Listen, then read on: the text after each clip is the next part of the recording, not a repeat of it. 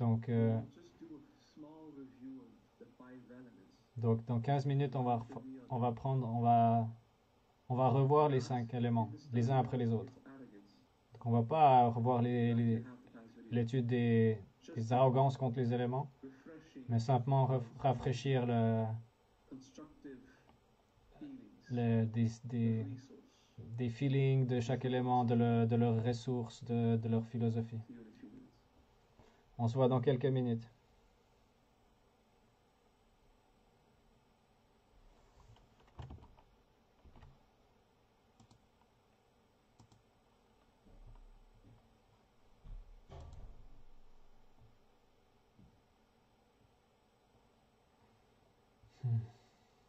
Okay.